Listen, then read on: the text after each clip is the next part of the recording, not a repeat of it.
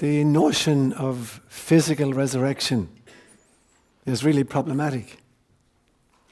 If we were to subscribe to the typical Christian idea that at the end of time, that some angel is going to blow a trumpet and that all the bodies that have ever been, 111 billion human beings who have lived since the advent of Homo sapiens sapiens, are all going to pick themselves up, figure out where did I leave my femur and my kidney, reassemble the whole package, and come back for some kind of a general,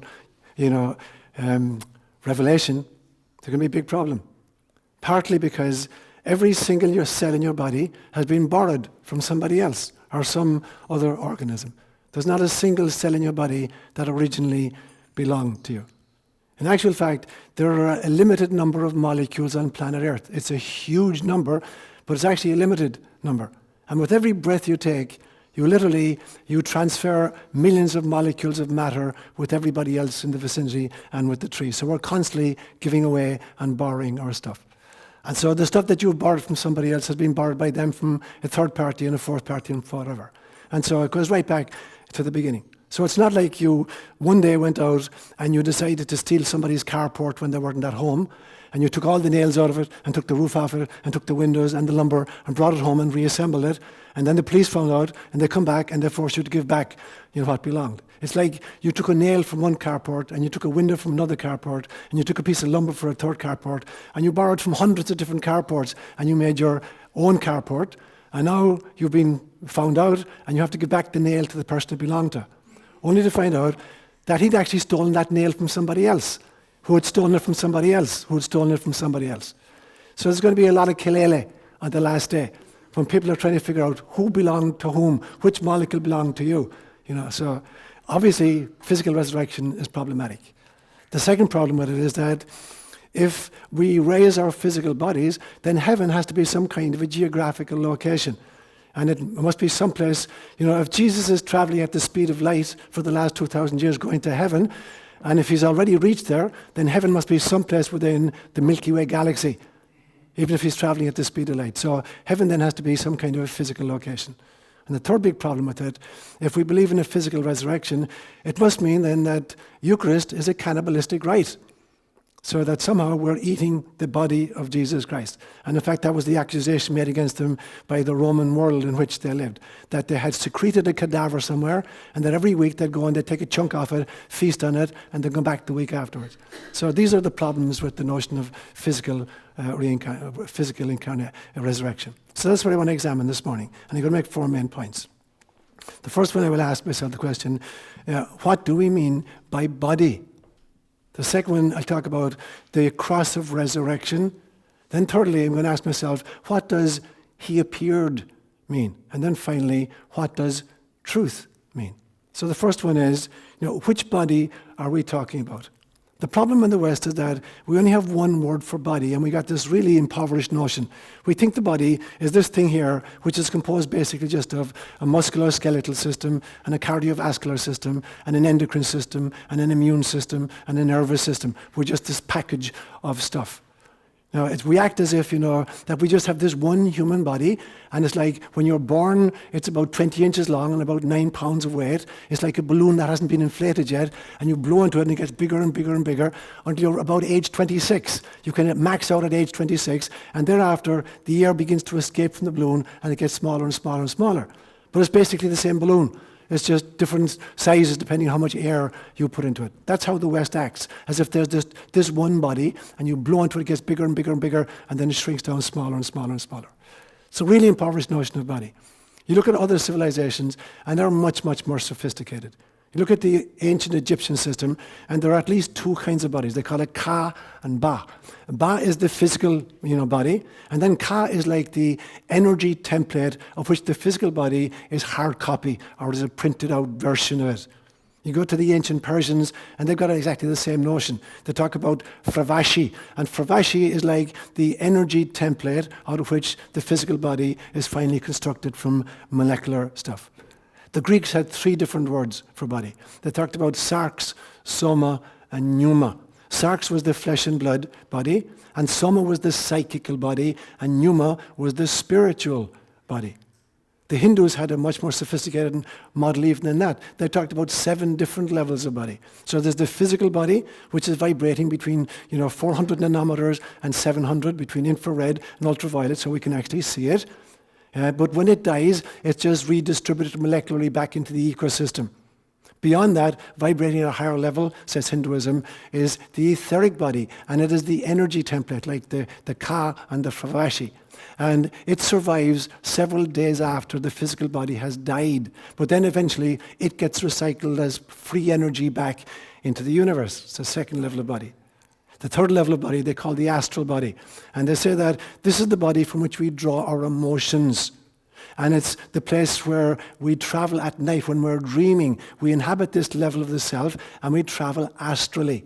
It's the place that we experience if we have out-of-body experiences, or it's the place that is reported in near-death experiences. The body that somebody temporarily inhabits after the physical system has shut down and we've been declared clinically dead. The heart is no longer beating, and the lungs aren't working, and the brain is flatlining, but there's still a level of consciousness and a sense of personal self. And this they would call the astral body. And they claim that at the end, when somebody finally dies and the physical body is redistributed molecularly, and the etheric body goes back as free energy to the universe, that this astral body becomes the archives of all of the experiences generated in the lifetime just ended. There's a fourth level of body, says Hinduism, and that they call the mental body. It's the place, it's like Plato's ideal realm. It's the place from which we download our great ideas.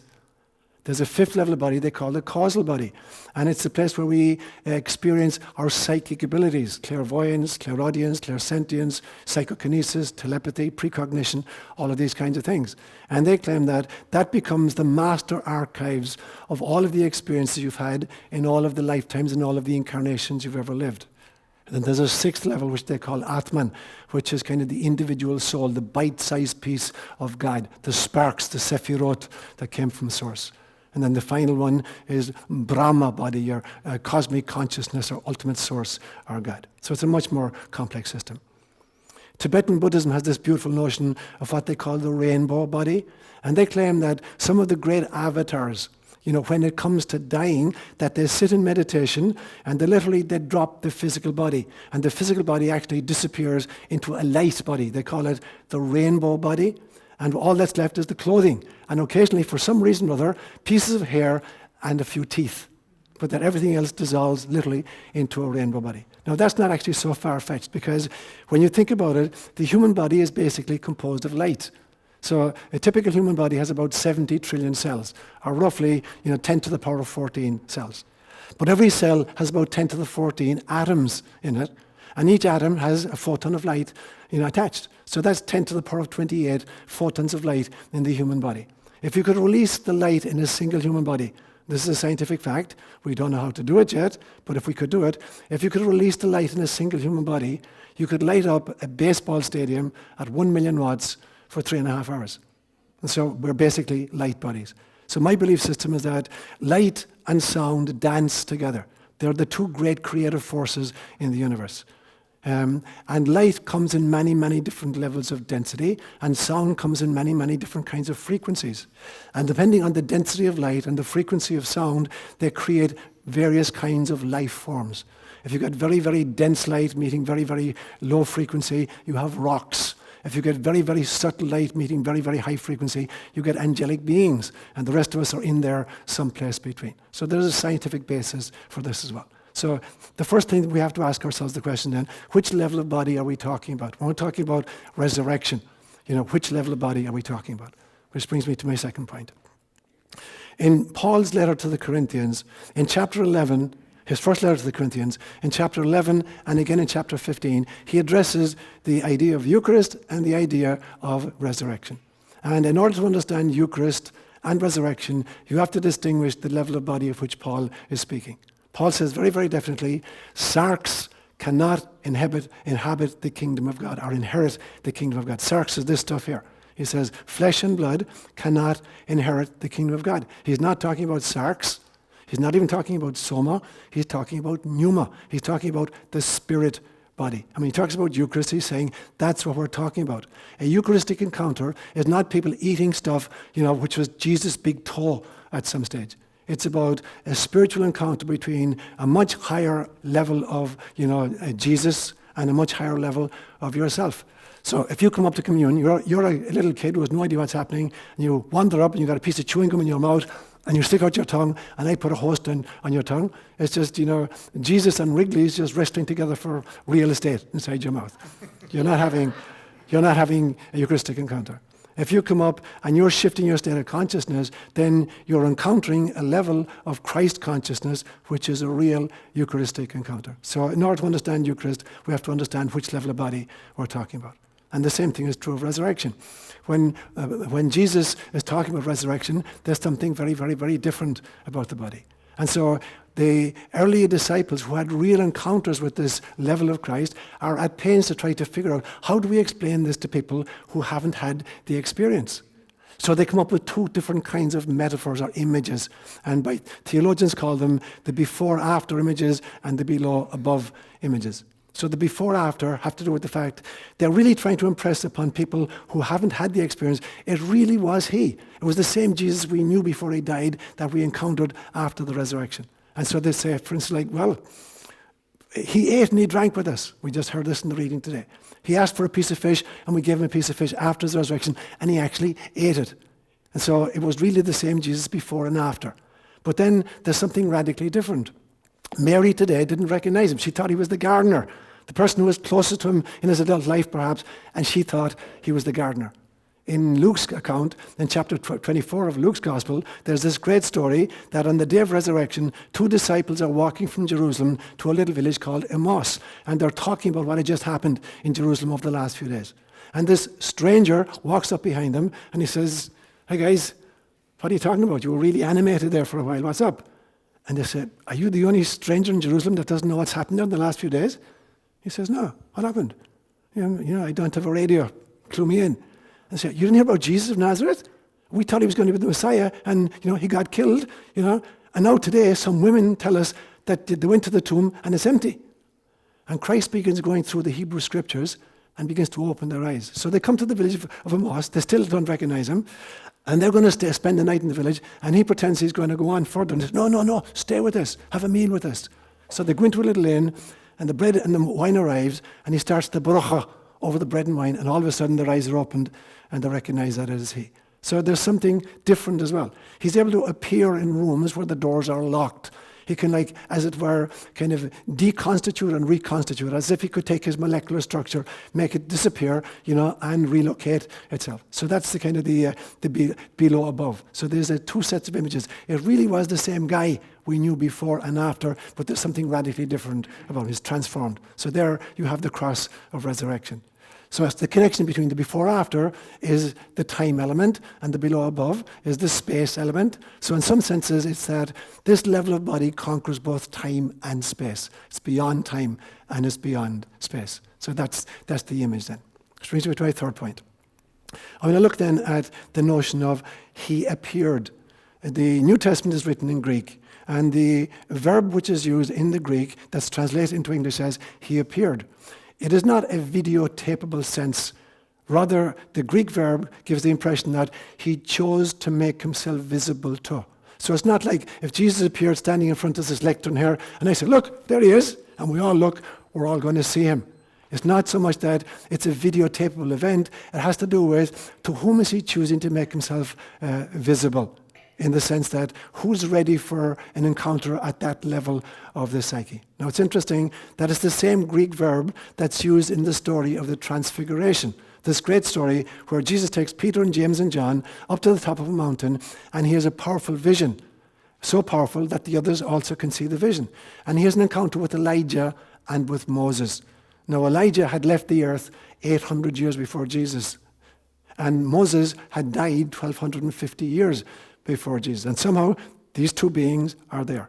And so they're using the very same verb. For some reason, Moses and Elijah chose to make themselves visible to this group. Because Moses represented the law, and Elijah represented the prophets, which are the two great first parts of the Tanakh, Torah and Nebi'im, the law and the prophets. They represent those two parts of the Hebrew Scriptures. So it's the very same verb.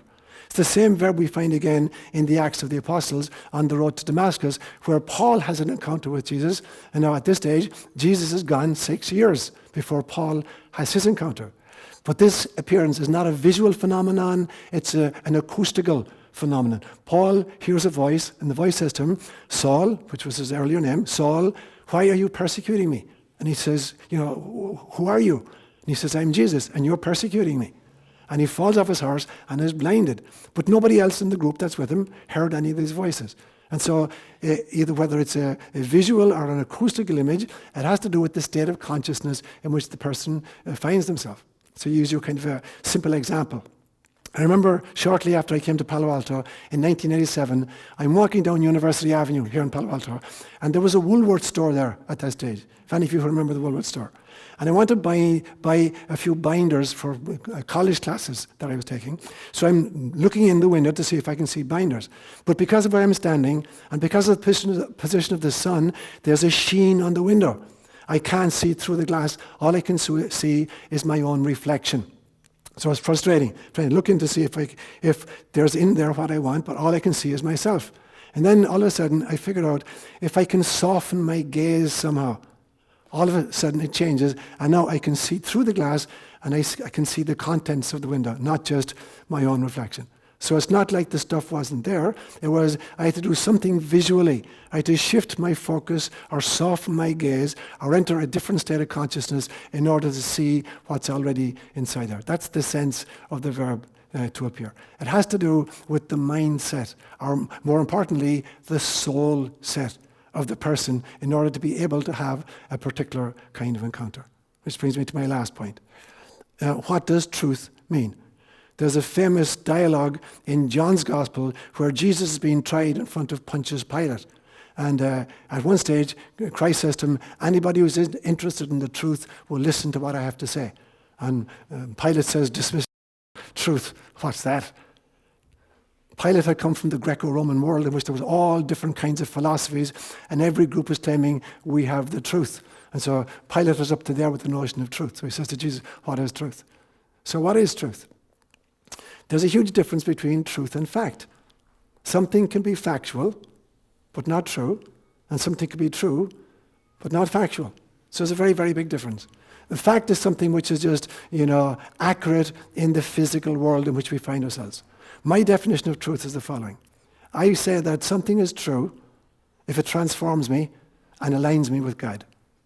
And something is ultimate truth if it transforms me radically and aligns me permanently with God. So for me, that's what truth is about. It's not about just facts. Facts may not be true, and truth may not be factual. So what do I mean? So for instance, it is now 10:15. That's a fact. Is it true? Are you radically transformed because it's 10:15 right now? It doesn't make a damn difference. It could be 10:16 or 10:25, whatever. It's not going to transform you. So it's factual, but it's not truthful. Something can be truthful, but not factual. One of my favorite examples is a parable Jesus tells one time when he's been interrogated and they want to know, what do you mean by, who is my neighbor? What do you mean by neighbor? And Jesus says, okay, I'll explain neighbor to you. Once upon a time, a man was going down from Jerusalem to Jericho, and he was mugged, fell among robbers, and they beat him up and left him half dead on the side of the road. And a few hours later, a priest from the temple was going down, and he saw this fellow lawnsman lying at the side of the road, and he just ignored him and kept going. And sometime later, a Levite, who were the temple police, was passing by, and he sees him, and he passes by. And then some hours later, a Samaritan passes by, and he sees this Jewish man lying beside the road, picked him up, attended him, put him on his own donkey, brought him down to Jericho, checked in at an inn, looked after him for 3 or 4 days, and then said to the innkeeper, I need to go on a journey, I want you to look after this man, and when I come back, I'll fix up the tab with you. And then Jesus says, which of these 3 people was neighbor to him who fell among the robbers? Now, imagine you were a reporter from the Jerusalem Post, and you hear Jesus telling this, and you say, there's something fishy about that story. I'm going to check that out. And you go over to the temple, you knock at the door, and the high priest comes out, and you say, here's the deal. I just heard a guy telling a story that one of you guys went down to Jericho in the last few days, and you saw a man lying at the side of the road, and you totally ignored him. Is that true? And the high priest says, let me just check. And he calls it, guys, here's the story. Any of you guys down in Jericho in the last week? No, no, no, no, no, no. None of us was down there. So I go over to where the Levites live and I knock at the door and I say, here's the deal. I heard the story that one of you went down to Jericho a few days ago and you saw a fellow Jew lying at the side of the road and you just ignored him and kept going. Can you check out for me if that's true? And the Levite goes in and he says, guys, any of you down in Jericho for the last week? No, no, no, no. So I go down to Jericho and there's only 4 or 5 inns in Jericho. I go around to each inn and I check the books. And I asked each innkeeper, did by any chance a Samaritan come in here with a Jewish man last week who was really, really badly beaten up and offered to pay his bill?